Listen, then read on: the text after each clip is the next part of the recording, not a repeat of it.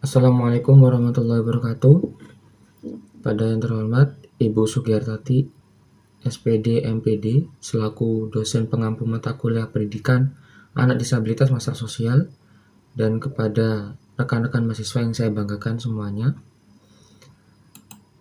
Sebelum saya mulai, alangkah baiknya saya akan memperkenalkan terlebih dahulu diri saya, karena pepatah pernah berkata, tak kenal maka tak sayang. Lantas, saya akan perkenalkan diri. Perkenalkan, nama saya Mukhlis Adiputra dengan NIM 211F10374, Prodi Pendidikan Luar Biasa di salah satu Universitas Jember, yaitu Universitas PGRI Argopuro Jember. Di sini saya akan menjelaskan ulang atau mereview materi yang sudah pernah disampaikan oleh Bu Sugiyartati, yaitu terkait konsep pendidikan bagi anak penyandang masalah sosial. Di dalam materi ini kita mengangkat tema dan subtema, yaitu konsep masalah sosial. Yang kedua, tujuan pendidikan bagi anak penyandang masalah sosial. Yang ketiga, manfaat pendidikan bagi anak penyandang sosial. Dia akan membahas terkait tiga hal ini. Untuk pengertian masalah sosial dalam kehidupan bermasyarakat.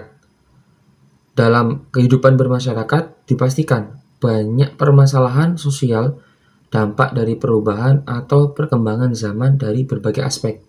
Banyak hal. Dan itu kompleks sekali. Permasalahan kegagalan adalah hal yang wajar dalam hidup. Hanya saja setiap manusia menyikapi permasalahan sosial dengan pemikiran, perasaan, dan sikap yang berbeda. Adapun pengertian permasalahan sosial secara umum, ini akan saya jelaskan. Permasalahan sosial atau masalah sosial merupakan suatu kondisi yang tidak diinginkan, tetapi terjadi di dalam masyarakat karena dapat mengganggu ketentraman masyarakat, sehingga diperlukan adanya tindakan sebagai hasil dari kesepakatan bersama untuk mengatasi atau memperbaiki masalah tersebut. Ya, contoh kecil di rumah kos. Di rumah kos, ketika ada suatu kos itu biasanya diadakannya peraturan-peraturan yang bertujuan agar meminimalisir permasalahan-permasalahan yang ada di dalam kos. Tindakan-tindakan hal yang tidak perlukan itu bisa dikurangi dengan adanya peraturan-peraturan. Ya, misalkan saja di dalam kos itu, ketika kos putri, khusus kos putri, itu dilarang membawa teman cowok masuk ke dalam kos putri. Karena tujuannya agar tidak terjadi permasalahan sosial yang terjadi. Dan masih banyak lagi peraturan-peraturan yang ada di kos. Ini masih contoh kecil di rumah kos. Permasalahan sosial dianggap sebagai permasalahan karena menyangkut tata kelakuan yang bersifat immoral atau berlawanan dengan hukum, yang sifatnya dapat merusak individu ataupun suatu kelompok tertentu. Penyelesaian permasalahan sosial tidak mungkin ditelaah tanpa adanya pertimbangan ukuran-ukuran dari masyarakat mengenai apa yang dianggap buruk atau baik. Ya, seperti halnya tadi di rumah kos. Jadi harus ada peraturan. Apabila tidak ada peraturan, ya maka akan terjadi permasalahan sosial yang di situ akan merusak individu ataupun suatu kelompok yang ada di situ. Maksudnya gimana ya? Akan merusak citra yang ada di rumah kos itu. Jadi akan terkena dampaknya. Padahal yang melakukan hanya satu orang, namun yang kena dampaknya seluruhnya. Faktor pencetus masalah sosial. Di sini ada tiga hal. Yang pertama, perkembangan masyarakat. Masalah tersebut semakin melebar dengan cepat karena adanya guncangan di dalam masyarakat atau suatu kelompok, sehingga terjadinya kegagalan budaya atau istilah kerennya itu cultural shock. Kegagalan budaya dan kesenjangan budaya, cultural lag. Dua, permasalahan sosial umumnya juga timbul karena adanya ketidaksesuaian antara unsur-unsur kebudayaan, masyarakat di mana dapat membahayakan kehidupan individu atau masyarakat sehingga menghambat terpenuhinya keinginan-keinginan pokok warga kelompok sosial yang menyebabkan kepincangan ikatan sosial. Kemudian yang ketiga, permasalahan sosial akan menimbulkan hubungan yang tidak baik antara unsur masyarakat, unsur kebudayaan, dan terjadi pula bentrokan dan ketidaksesuaian. Sehingga hubungan antar sosial terganggu dan mengakibatkan hancurnya kehidupan suatu kelompok. Nah, ini akan mengakibatkan hancur. Hal-hal yang sudah saya jelaskan tadi ini akan mengakibatkan kehidupan suatu kelompok itu akan hancur. Contoh yang pernah terjadi dulu, ya mungkin itu saya masih kecil, jadi hanya mendengar beritanya saja. Contoh masalah bentrokan antara orang Kalimantan dan orang Madura, suku Kalimantan dan suku Madura. Yang di situ terjadi kerusuhan yang mengakibatkan dua suku besar ini terjadi bentrokan. Ini akibat yang luar biasa dan itu tidak bisa dibendung lagi karena hal-hal yang tadi sudah saya jelaskan. Akibat perkembangan masyarakat, kesenjangan budaya, kegagalan budaya, lagi ketidaksesuaian antara unsur-unsur kebudayaan dan masyarakat, sehingga menghambat terpenuhinya keinginan pokok dan juga akan terjadinya bentrokan dan ketidaksesuaian sehingga hubungan antara sosial terganggu, mengakibatkan hancurnya kehidupan di suatu kelompok itu tadi. Itu tadi di Kalimantan terjadinya bentrokan besar antara suku Dayak dan suku Madura.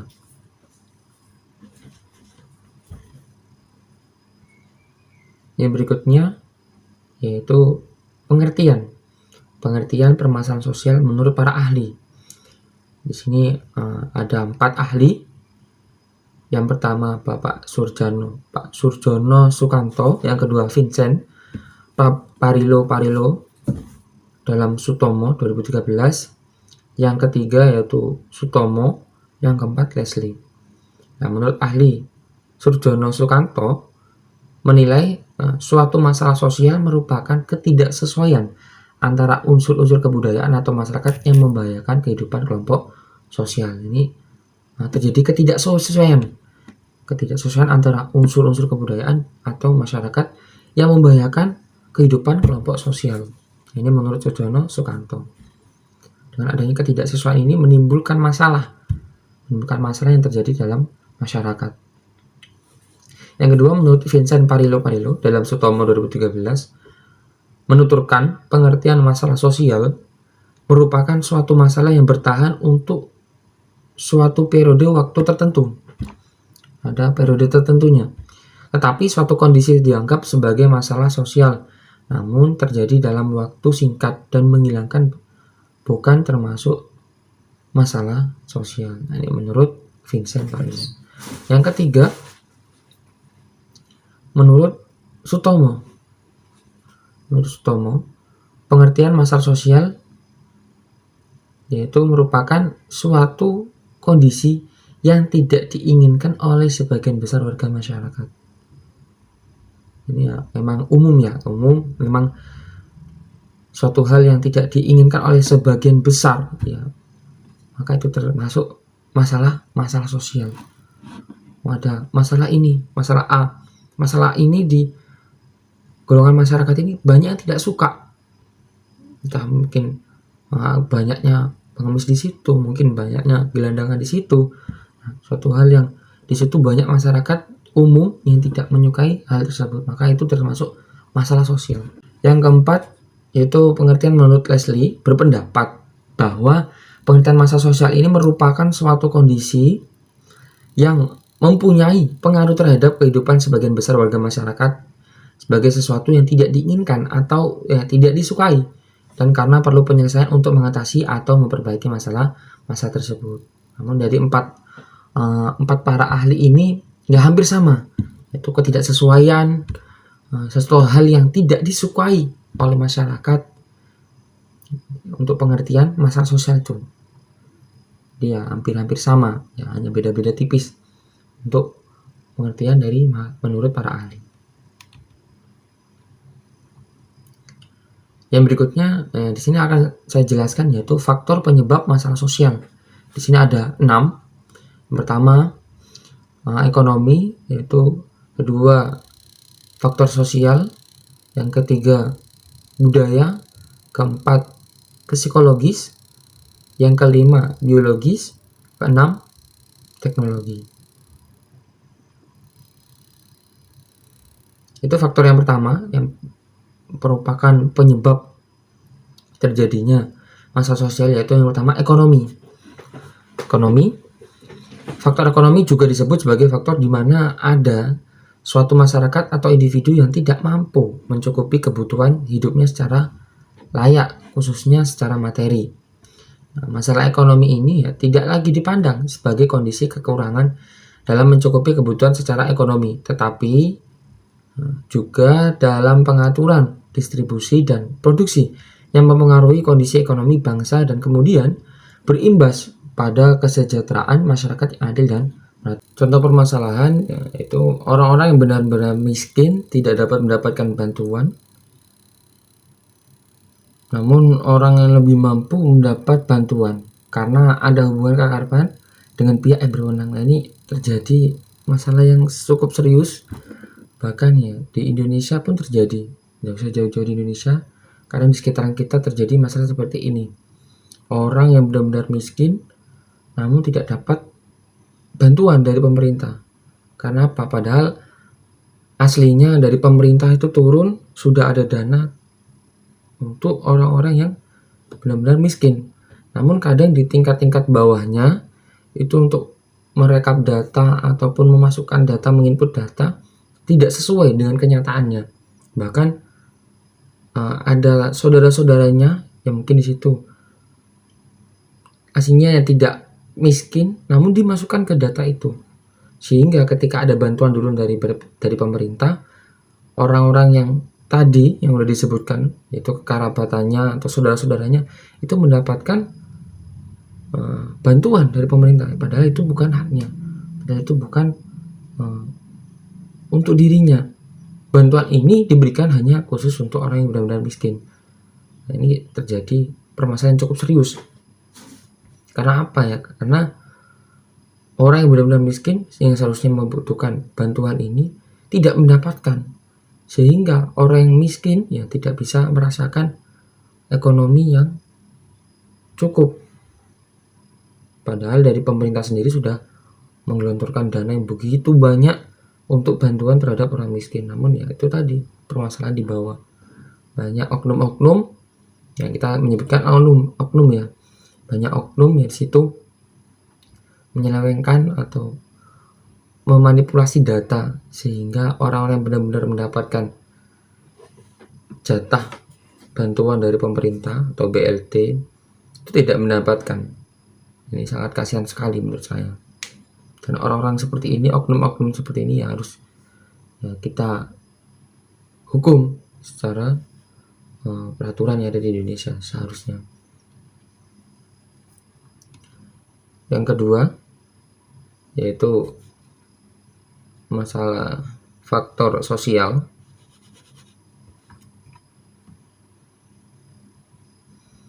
Faktor sosial sendiri menjadi permasalahan ekonomi yang merupakan suatu keadaan ketidakseimbangan sosial yang ada di dalam masyarakat dan kemudian menjadi suatu perbedaan yang sangat mencolok. Nah, fenomena ini terjadi hampir di semua negara, ya termasuk di Indonesia, ya, di negara kita tercinta ini. Kesenjangan sosial atau faktor sosial yang ada di Indonesia lebih terlihat antara orang kaya, baik pejabat maupun pengusaha, dengan rakyat biasa. Biasanya permasalahan faktor sosial ini menjadi penyebab terjadinya kesenjangan sosial. Salah satunya yaitu ya kemiskinan dan kurangnya lapangan pekerjaan. Dan itu permasalahan ya hampir di semua negara, khususnya kita sendiri, yaitu negara kita, negara Indonesia, itu terjadi kesenjangan sosial antara orang kaya maupun orang miskin. Nah, ini terjadi ketika banyaknya kemiskinan dan kurangnya lapangan pekerjaan, sehingga banyak orang miskin, banyak orang-orang yang di situ yang masih menganggur. Itu akan terjadi kesenjangan sosial terhadap orang-orang yang sudah bekerja, orang yang sudah jadi pengusaha mungkin ya.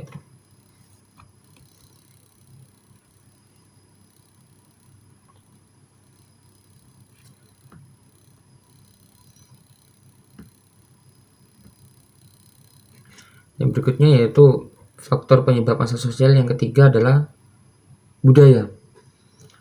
Faktor permasalahan sosial selanjutnya ya ini berasal dari faktor budaya. Faktor budaya biasanya disebabkan karena adanya ketidaksesuaian pelaksanaan norma, nilai, kepentingan sosial pada pola masyarakat yang heterogen atau multikultural. Contoh yang biasanya terjadi diantaranya kenakalan remaja, konflik antar suku seperti yang saya jelaskan tadi, antara suku Madura dan suku Dayak itu terjadi konflik, itu namanya perang sampit dulu istilahnya.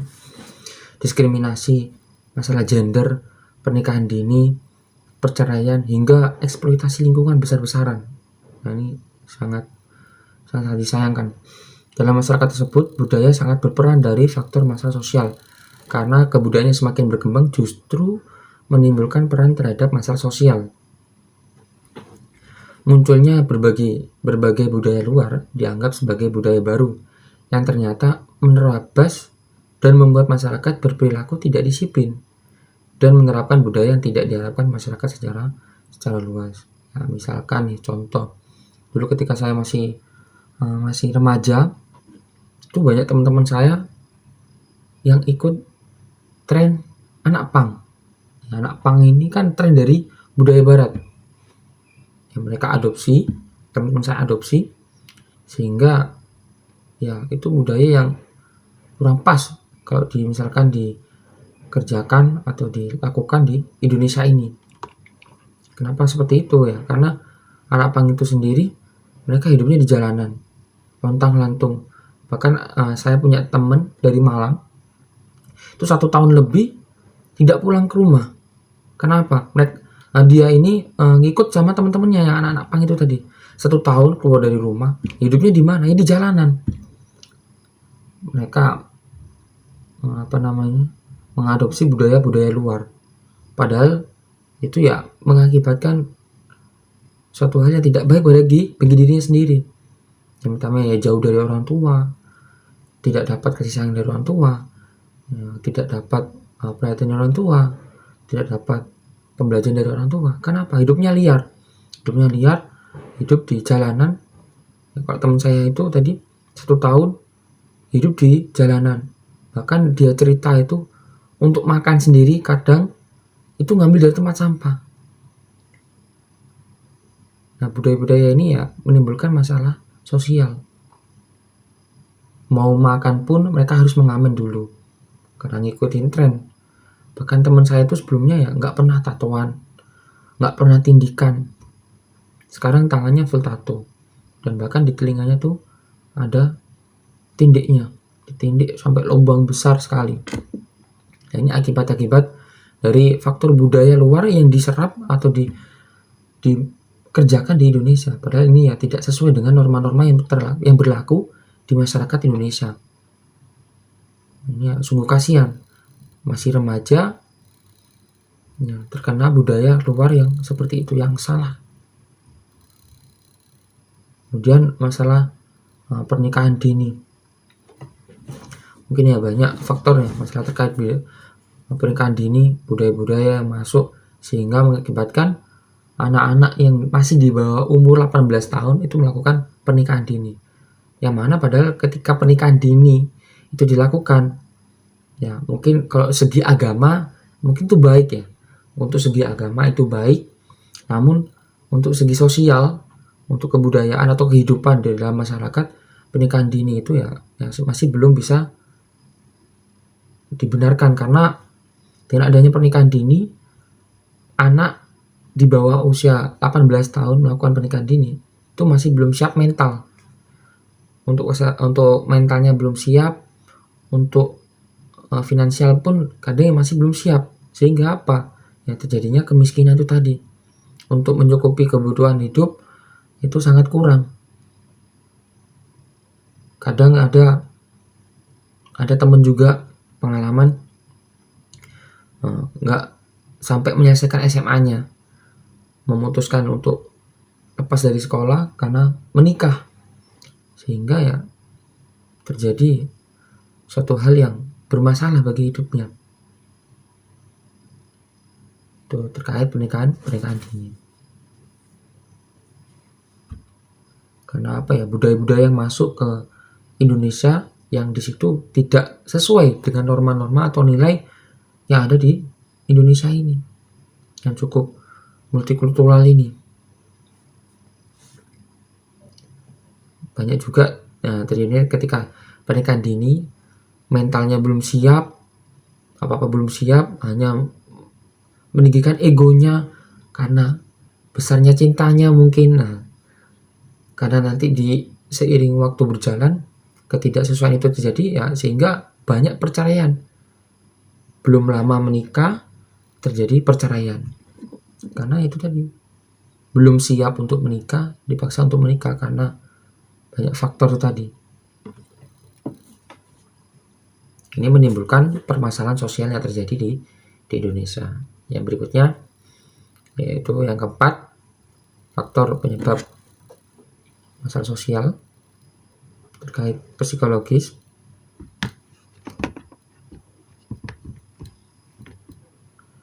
Faktor permasalahan sosial selanjutnya yaitu faktor psikologis, merupakan masalah pola pikir suatu masyarakat atau pribadi tertentu yang bersinggungan dengan tatanan kehidupan sosial. Contoh masalah yang bersumber dari faktor psikologis ini biasanya adanya pemahaman mengenai penyimpangan dari ajaran agama yang jika diamati secara detail tidak masuk akal, dan munculnya raja-raja palsu.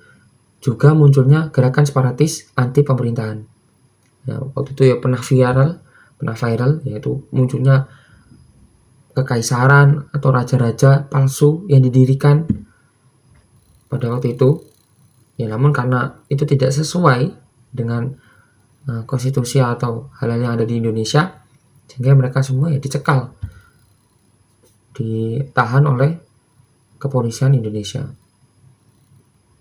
karena pemahaman yang menyimpang. Yang sebelumnya tidak ada raja-raja atau sultan-sultan ini, atau mereka memunculkan sendiri, padahal negara kita ya sudah berkembang, sudah maju, masih ada hal-hal seperti itu. Apalagi gerakan-gerakan separatis anti pemerintahan. Nah, ini sangat bahaya sekali. Ya, jadi seperti radikalisme. Ujung-ujungnya bisa menggulingkan pemerintahan. Ini bisa membahayakan kita semua. Yang berikutnya, yang kelima yaitu biologis. Faktor permasalahan sosial yang lainnya adalah faktor biologis. Faktor biologis merupakan masalah sosial yang timbul akibat adanya ketidaksesuaian keadaan lingkungan yang berpotensi menimbulkan ketidakstabilan kondisi biologis masyarakat. Contoh, faktor biologis ini terjadi masa kini, itu dari 2019 akhir, waktu itu ya di bulan Desember di Wuhan, Cina, itu terjadi pandemi, munculnya virus yaitu COVID-19 yang terjadi di Cina sana, yang kemudian menyebar di seluruh dunia bahkan, dan khususnya di Indonesia sendiri. Ini sudah tahun ketiga terjadinya pandemi ini.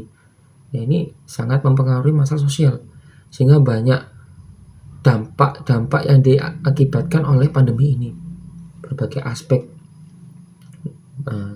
baik di ekonomi, baik di pendidikan, pekerjaan, semua berdampak akibat pandemi ini. Kami dari mahasiswa pun juga berdampak, yang seharusnya kita melakukan tatap muka atau pembelajaran KBM secara tatap muka. Karena apa? Ketika pembelajaran itu lebih baiknya menurut saya pribadi itu melakukan dengan tatap muka. Ada guru, ada murid ya, dengan bertatap langsung, sehingga penyampaian materi yang disampaikan oleh guru itu bisa maksimal kepada kita. Namun ketika ada pandemi ini, kita mahasiswa pun melakukan pembelajaran dengan daring, via daring.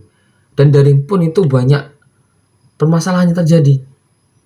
Contohnya, seperti saya kadang paketan itu juga kurang, kadang paketannya juga lemot, sehingga penyampaian materi yang disampaikan oleh guru atau dosen kepada kita mahasiswa kurang maksimal, sehingga itu mempengaruhi pendidikan yang ada di Indonesia. Tidak hanya mahasiswa saja, anak-anak SD pun ya sama. Di sekolah sosial yang seharusnya itu bisa langsung ketemu guru, bertatap muka langsung, disampaikan materi secara gamblang, bisa bertanya dengan gamblang. Namun ketika ada pandemi ini, mereka hanya via daring. Bahkan, mohon maaf ya sebelumnya, hanya lebih banyak diberikan tugas-tugas. Dan anak-anak pelajar ini dituntut untuk mandiri. Dan kebanyakan, nah ini mungkin jeleknya, untuk menemukan jawaban ya tinggal mencari di Google tanpa kita baca ulang terlebih dahulu. Beda lain hal dengan kita di sekolah. Kita di sekolah kadang kan dilarang untuk membawa HP, sehingga ketika kita mendapatkan soal-soal dari guru, kita benar-benar harus membaca dulu dari buku-buku materi, kita baca terlebih dahulu, tidak langsung searching kayak di rumah. Kalau di rumah kan kadang langsung searching dari Google, langsung menemukan jawabannya. Itu juga termasuk dampak-dampak dari pandemi COVID-19, atau juga dari pekerjaan. Banyak orang-orang yang di situ, dari pekerja-pekerja yang banyak di PHK karena pengurangan pegawai akibat pandemi ini. Banyak yang kurang misalkan ada suatu perusahaan, hasil dari perusahaan ini kurang maksimal, banyak menurunnya konsumen, sehingga pekerja-pekerjanya harus di PHK atau dirumahkan. Contoh lagi, ojek-ojek online yang biasanya itu bisa mengantarkan anak sekolah, biasanya bisa mengantarkan orang itu bekerja, ini tidak bisa. Ya, bukannya tidak bisa ya, menurun orang yang menggunakan aplikasi ini, sehingga dari pengguna ojek online menurun, dan ini berdampak terhadap ekonomi mereka. Dan semua itu akibat dari pandemi COVID-19 ya. Semoga aja kita bisa segera lepas, bisa segera normal lagi dari pandemi COVID-19 ini, karena berpengaruh sekali, berdampak sekali terhadap permasalahan sosial yang terjadi di Indonesia, bahkan di seluruh dunia. Ini permasalahan kita bersama. Maka dari itu ya, banyak gerakan di Indonesia vaksin. Nah, ini salah satu mungkin salah satu hal yang bisa kita lakukan untuk membentuk herd immunity agar kita bisa kembali normal kembali, kita bisa bekerja secara normal, ya, tidak banyak yang di PHK, kita sekolah pun atau saya kuliah pun bisa normal lagi, bisa tatap muka, sehingga kehidupan bermasyarakat bisa kembali normal dan bisa meminimalisir permasalahan sosial, bahkan yang membangkitkan atau meningkatkan kehidupan bermasyarakat. Yang berikutnya, teknologi. Yang keenam, faktor terakhir yakni adanya permasalahan sosial yang dipicu karena sebuah teknologi. Nah, kemajuan teknologi ini dianggap jadi hal yang luar biasa dan membentuk banyak pekerjaan serta memudahkan beberapa kelompok masyarakat. Akan tapi tak serta-merta teknologi ini menguntungkan semua pihak. Ya benar, memang teknologi membantu semua aspek masyarakat. Namun ya enggak serta-merta teknologi ini menguntungkan semua pihak. Kemudian ini ternyata bisa memicu adanya permasalahan sosial, terutama bagi yang hidupnya bergantung dengan hal yang bersifat manual atau ketinggalan zaman, ya, kudet kalau istilahnya orang-orang itu. Contoh yang paling dekat saat ini adalah kemudahan memesan makanan atau bepergian menggunakan ojek online. Mungkin orang-orang yang di situ nggak punya HP yang canggih, smartphone seperti itu, ketika ingin memesan ojek online atau memesan makanan secara online ya kesusahan. Kenapa? Ya mereka nggak mempunyai teknologi ini. Ya, mungkin bagi kita, kalau saya pribadi, ketika saya mempunyai smartphone ini, saya mempunyai aplikasi-aplikasi atau fitur-fitur yang dapat memudahkan saya ketika saya ingin bepergian, walaupun saya mungkin tidak mempunyai motor, saya bisa kemanapun. Karena itu tadi, saya bisa memesan ojek online, bisa memesan taksi online. Atau mungkin ketika saya malam-malam lapar, saya malas keluar itu, saya bisa memesan makanan lewat online. Namun lain hal dengan orang-orang yang mungkin di situ ketinggalan zaman, tidak mempunyai smartphone, ya nggak bisa mengoperasikan, bahkan itu bakal kesusahan ketika ingin bepergian, mungkin entah kemana, di situ nggak mempunyai kendaraan, mau nyari ojek pun ya harus berjalan kaki, mungkin ke depan harus 1 kilo lagi untuk berjalan kaki menemukan ojek ataupun becak atau angkutan umum. Nah, ini berarti menandakan bahwa teknologi ini tidak menguntungkan semua pihak, ya walaupun banyak manfaat yang bisa kita ambil, banyak manfaat yang bisa kita untungkan dari smartphone atau teknologi. Itu contoh kecilnya. Bagi masyarakat luas dan juga yang bekerja di perusahaan ojek online tentu akan dimudahkan dengan adanya teknologi ini. Akan tetapi hal ini menjadi masalah bagi orang berprofesi menarik becak, ojek pangkalan, dan juga penjual makanan yang tidak bisa menggunakan teknologi termutakhir karena jualannya akan lebih sepi dibandingkan yang lain. Nah, ini juga termasuk bermasalah ya, karena permasalahan sosial. Ojek online ya mungkin lebih gampang kita akses, bahkan dari rumah sambil tidur-tiduran kita pesen ojek online untuk memesankan makanan kita, ya GoFood, ya istilahnya GoFood seperti itu. Kita dari rumah leye-leye atau reha-reha sambil memesan makanan dari ojek online sangat mudah sekali. Tapi orang-orang yang di situ gaptek, orang yang tidak bisa mengoperasikan HP, smartphone, ya akan kesusahan. Ketika mungkin di situ lapar malam-malam, gak ada makanan, mau keluar juga jauh cari makan, ya kesusahan. Bagi becak, di situ becak juga gak ada aplikasi yang kita tahu sendiri ya. Becak yang biasanya mangkal di suatu tempat di situ, ya ketika mangkal ya tinggal nunggu orang mau datang. Beda lainnya dengan ojek mangkal pun ada, tahu udah ada pesanan notifikasi bahwa ada pemesanan dari pengguna. Kalau becak ya harus nunggu lama, makanya sehingga peminat dari becak ini sedikit. Beda lainnya dengan ojek online ataupun ojek pangkalan, mereka yang menunggu ada orang menunggunya. Memang ojek pangkalan dengan ojek online itu sama-sama menunggu, namun menunggunya ini ya lebih banyak dari ojek pangkalan ini. Kalau ojek online itu ya biasanya lebih cepat mendapatkan pengguna atau pemakai, karena dengan dimudahkannya teknologi smartphone, aplikasi yang meningkatkan fitur-fitur ojek online. Yang selanjutnya saya akan membahas tentang bentuk-bentuk masalah sosial yang terjadi di Indonesia, walaupun tadi sudah kita singgung di awal. Yang pertama yaitu kemiskinan, yang kedua pengangguran, ketiga kriminalitas, yang keempat kesenjangan sosial, yang kelima penyakit, ini bisa dari pandemi ataupun endemi, yang keenam kenakalan remaja, yang ketujuh pendidikan yang tidak merata. Di sini akan saya jelaskan ulang agar lebih detail.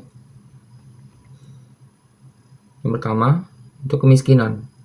Ini masalah sosial yang terjadi di Indonesia. Itu kemiskinan merupakan suatu kondisi di mana terjadinya ketidakmampuan memenuhi kebutuhan dasar seperti makanan, pakaian, dan tempat berlindung serta kesehatan. Kemiskinan disebabkan oleh kelangkaan alat pemenuhan dasar atau sulitnya akses terhadap pendidikan dan pekerjaan. Ya, mau gimana lagi? Namanya orang tidak mempunyai uang untuk mengakses pendidikan dan pekerjaan pun agak kesusahan. Saat ini masalah kemiskinan sudah menjadi masalah global yang dialami oleh beberapa negara.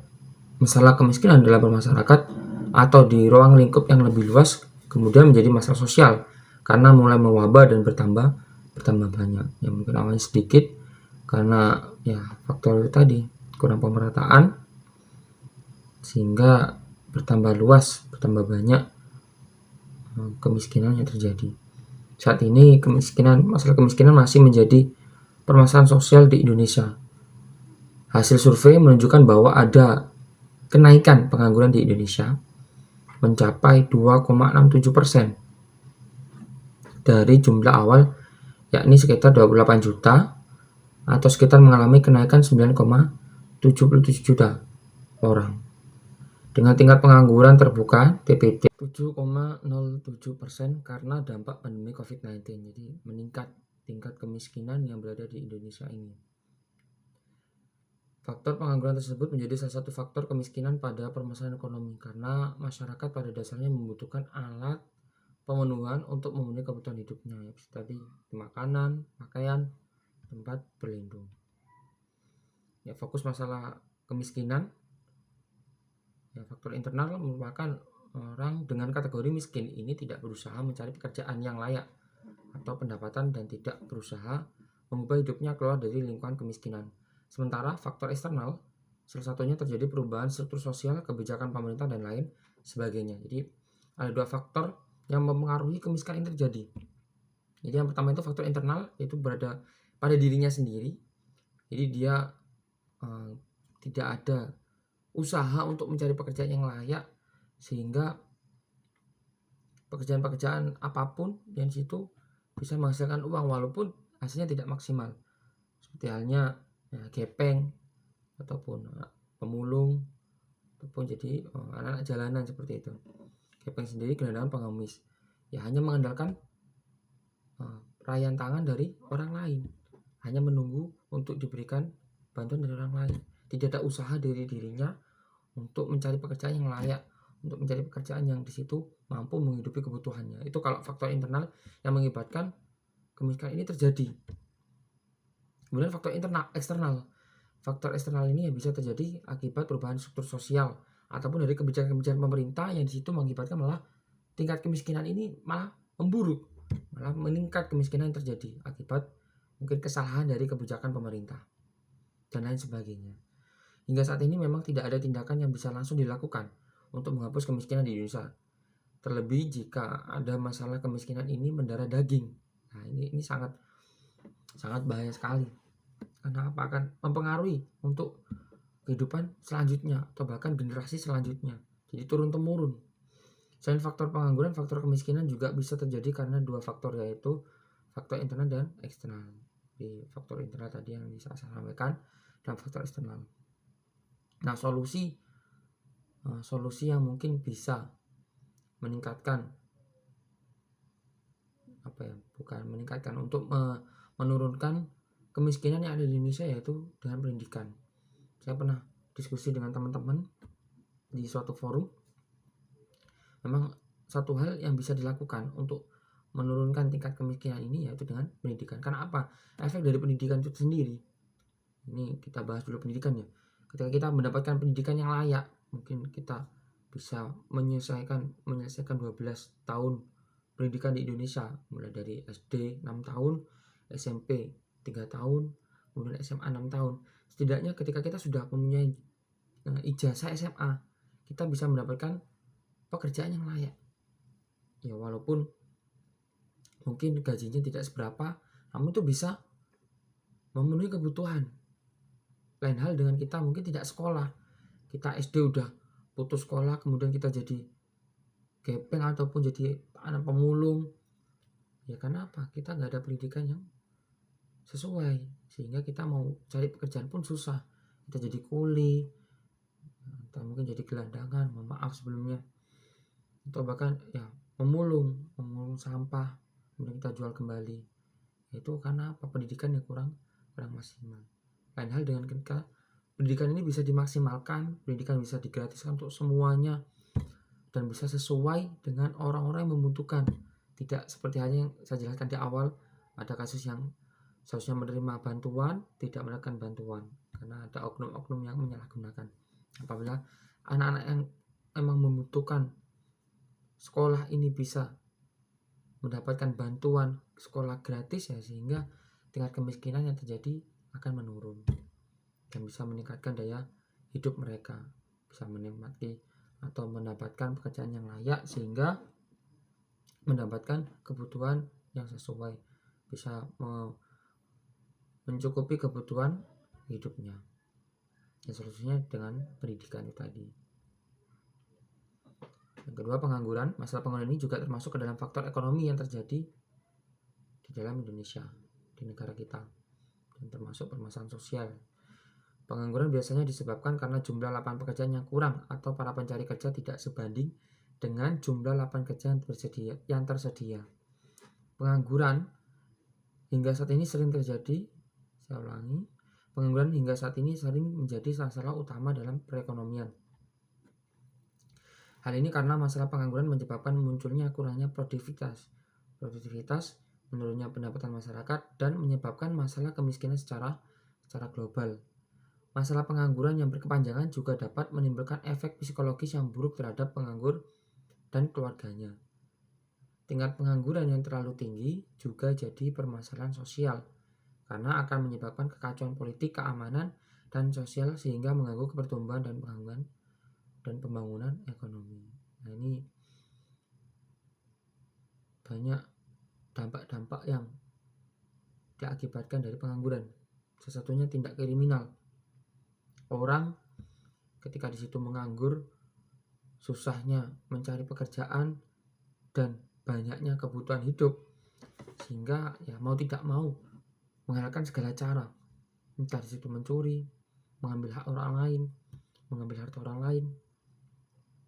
Ya kenapa ya? Karena tuntutan itu tadi, pekerjaan susah, lapangan pekerjaan sedikit, orang yang ingin bekerja pun banyak orang yang ingin bekerja, namun ya tidak sebanding dengan pekerjaan yang ada, sehingga banyak beberapa orang atau mungkin banyak di situ menghalalkan segala cara karena kebutuhan hidup ya terus berkembang, terus meningkat. Gimana orang mau memenuhi kebutuhan hidupnya kalau tidak ada pekerjaan? Ya mungkin bisa jadi mengambil jalan yang tidak benar, yaitu mengambil hak orang lain, bisa mencuri harta orang lain. Akibatnya mempengaruhi keamanan dan sosial masyarakat.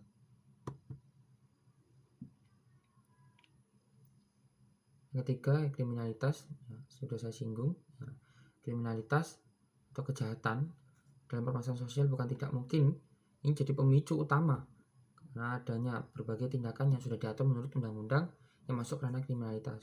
Beberapa tindakan yang termasuk unsur kriminalitas dalam undang-undang mulai dari ucapan yang tidak sesuai, tingkah laku yang melanggar norma sosial, ataupun serta mengganggu keselamatan masyarakat baik secara ekonomi, politik, maupun psikologis. Sesuai dengan pandangan teori faktor permasalahan sosial, lingkungan sosial, dan kekuatan sosial sebagai faktor penyebab munculnya kejahatan, kriminalitas berkembang karena berkembangnya teknologi dan meningkatnya pertumbuhan suatu negara. Permasalahan sosial di Indonesia yang juga masih terjadi adalah kriminalitas. Contohnya, karena masalah pengangguran tadi yang sudah saya sampaikan tadi di awal, maka tindakan kriminal bisa terjadi. Contohnya, mencuri atau menjamret demi bisa memenuhi kebutuhan sehari-hari, terjadinya pembunuhan, serta adanya kecemburuan dan kesenjangan sosial dan lain sebagainya. Sudah saya singgung tadi, terjadinya pengangguran di Indonesia mengakibatkan tindak kriminalitas tinggi juga. Jadi saling bersambungan antara pengangguran dan kriminalitas. Maka tidak heran banyaknya kriminalitas yang terjadi karena suatu pengangguran yang banyak juga terjadi di daerah tersebut. Ini juga PR kita bersama, tidak hanya pemerintah, namun kita sebagai mahasiswa pun ya harus kritis dalam masalah ini. Bagaimana caranya kita bisa menurunkan kriminalitas, bisa meningkatkan pekerjaan, membuka lowongan pekerjaan sebanyak-banyaknya, membuka lapangan pekerjaan sebanyak-banyaknya, sehingga permasalahan sosial ini bisa menurun.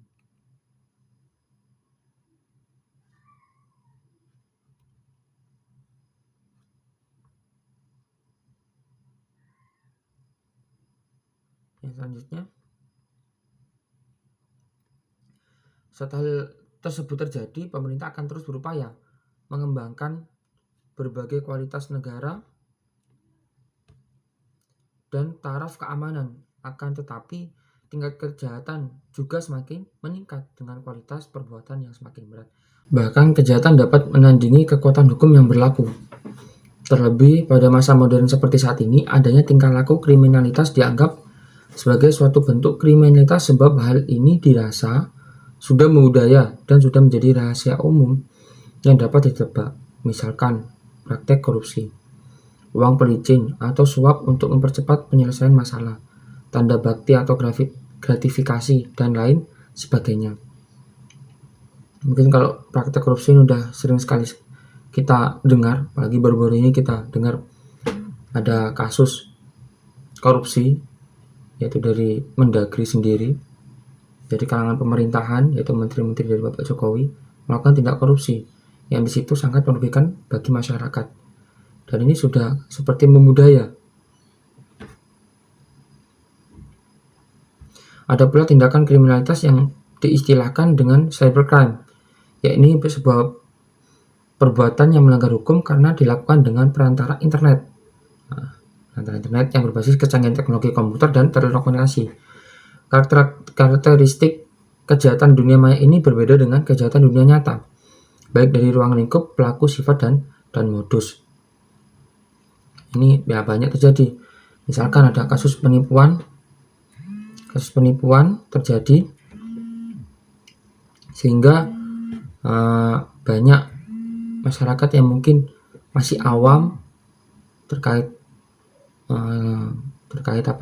telekomunikasi atau teknologi, sehingga mudah ditipu oleh orang yang melakukan pinjaman online dengan melakukan hacking atau hacker, diretas datanya kemudian dibuat untuk pinjaman online, padahal kita nggak pernah melakukan pinjaman. Karena apa itu tadi, kita diretas, data kita diretas kemudian dibuat untuk pinjaman online, sehingga kita tahu-tahu dapat tagihan pinjaman online. Ini sangat merugikan bagi kita semua, dan ini juga termasuk cybercrime. Yang keempat yaitu kesenjangan sosial. Bentuk permasalahan sosial selanjutnya adalah terjadinya kesenjangan sosial, yaitu kondisi di mana ada ketidakseimbangan sosial yang terjadi dalam masyarakat kemudian menjadi suatu perbedaan yang mencolok. Biasanya kesenjangan sosial ini terjadi antara masyarakat kaya dan masyarakat miskin, seperti yang dijelaskan di awal tadi. Di Indonesia sendiri telah terjadi berbagai macam konflik sosial, contohnya konflik horizontal yang sebenarnya menjadi dasar akar permasalahan asalnya adalah adanya kesenjangan sosial berimplikasi menimbun kecemburuan sosial. Nah, masalah sosial ini lebih pada permasalahan sosial ekonomi secara umum. Pada satu sisi ada kelompok masyarakat yang hidup mewah dan berkecukupan. Namun di sisi lain ada masyarakat yang hidup kekurangan dan mengalami segala keterbatasan ekonomi. Hal ini jadi masalah ketika ada kemudahan akses bagi masyarakat yang berkecukupan dibandingkan masyarakat yang pas-pasan. Beberapa konflik sosial yang terjadi di Indonesia juga terjadi karena adanya sentimental suku, agama, penduduk asli, dan pendatang, dan lain sebagainya. Dari masalah sosial ini akibatnya relasi sosial sehingga memunculkan stigma masyarakat yang berbeda-beda, prasangka dan sentimental yang berujung kecemburuan sosial. Permasalahan kesenjangan sosial ini terjadi di Indonesia misalnya antara kemudahan akses yang didapat oleh orang kaya dan juga kesulitan akses untuk orang miskin. Hal ini dipengaruhi karena adanya faktor ekonomi dan juga pengaruh letak geografis dan faktor demografis masyarakat. Nah, ini terjadi di masyarakat kita. Kemudahan akses yang begitu gampangnya diakses oleh orang-orang yang berduit atau orang kaya, dan susahnya akses yang dilakukan oleh orang-orang yang miskin. Ini masalah yang terjadi di negara kita. Yang berikutnya 5, penyakit, yaitu penyakit pandemi dan endemi. Penyakit bisa menimbulkan terjadinya permasalahan sosial. Faktor ini sangat relevan dengan yang sangat terjadi. Munculnya pandemi COVID-19 membuat berbagai masalah baru berdampak masalah seperti ekonomi, kriminalitas, dan lain sebagainya. Seperti awal yang saya jelaskan. Tanya itu, permasalahan sosial yang berasal dari munculnya penyakit pandemi maupun endemi ini menjadi berbagai fasilitas kesehatan kurang bisa diakses karena adanya berbagai batasan, sehingga akhirnya banyak masyarakat yang tidak tertolong. Seperti awal pertengahan tahun kemarin 2020, banyak teman-teman saya atau orang-orang tua teman saya yang disitu ya harus meregang nyawa karena adanya pandemi, tidak tertolong ketika di rumah sakit. Saking banyaknya orang terkena penyakit pandemi COVID-19 ini, sehingga tidak tertolong, banyak orang yang meninggal. Permasalahan sosial sangat relevan di tahun ini adalah terjadinya pandemi COVID-19. Masih terjadi pandemi COVID-19 menyebabkan berbagai dampak bagi masyarakat, ya, masalah ekonomi, pengangguran, pendidikan, masalah sosial, dan lain sebagainya. Yang keenam, kenakalan remaja. Nah, ini juga termasuk permasalahan sosial karena sebagai bentuk pengabaian sosial yang akhirnya menyebabkan perilaku menyimpang. Kenakalan remaja bisa meliputi semua perilaku menyimpang dari norma-norma masyarakat yang berlaku. Terjadinya pelanggaran baik secara budaya maupun secara hukum pidana. Biasanya kasus kenakalan remaja ini diantaranya adalah kabur dari rumah, membolos sekolah, merokok, minum minuman keras, balap liar, dan lain sebagainya. Pelanggaran status ini biasanya tidak tercatat secara kuantitas karena dianggap bukan sebagai kasus pelanggaran hukum. Karena bukan yang seperti mencuri, bukan menjamret atau segala macam. Hanya dia merokok, minuman keras, ikut balap liar seperti itu. Sementara itu kasus seks pranikah di kalangan remaja, aborsi, dan lain sebagainya dianggap perilaku menyimpang yang melanggar norma-norma masyarakat. Dan ini juga banyak terjadi melakukan hubungan-hubungan di luar pernikahan, kadang sampai terjadi kehamilan. Karena kehamilan ini tidak diinginkan, maka dilakukanlah aborsi. Entah itu secara seperti didukun anak atau dengan obat-obatan yang bisa dijual belikan di apotek secara bebas, dan secara apapun. Mungkin ada yang tidak diaborsi, ada setelah melahirkan kemudian dibuang, ada yang dibuang di tong sampah, di sungai, di ladang, di kebun, atau di pinggir jalan. Itu ya akibat hubungan-hubungan di luar pranikah, di luar hubungan nikah. Ini terjadi akibat kenakalan-kenakalan remaja atau remaja.